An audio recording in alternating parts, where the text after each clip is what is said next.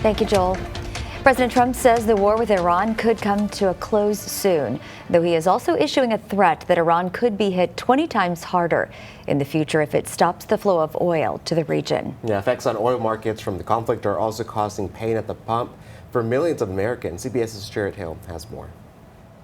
New video released by the Pentagon overnight shows U.S. strikes destroying Iranian missile launchers. Everything they have is gone. As President Trump signaled that the war on Iran is winding down, telling CBS News in a phone interview, quote, "The war is very complete." It's going to be ended soon, and if it starts up again, they'll be hit even harder. The president doubled down on that last threat on social media overnight, warning death, fire, and fury will rain upon Iran if they do anything to stop the flow of oil through the Strait of Hormuz. The waterway through which about 20% of the world oil travels has been effectively closed since the strikes began, sparking wild swings in global oil markets and sending gas prices in the U.S.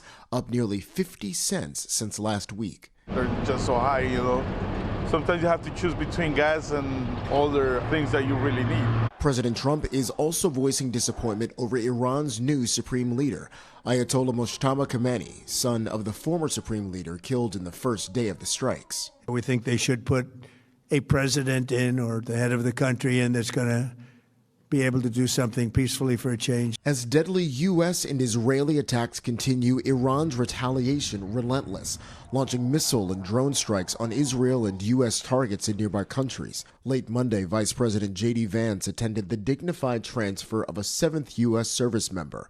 Army Sergeant Benjamin Pennington, the 26-year-old, died from injuries sustained in a March 1st Iranian attack on an airbase in Saudi Arabia. Jared Hill, CBS News.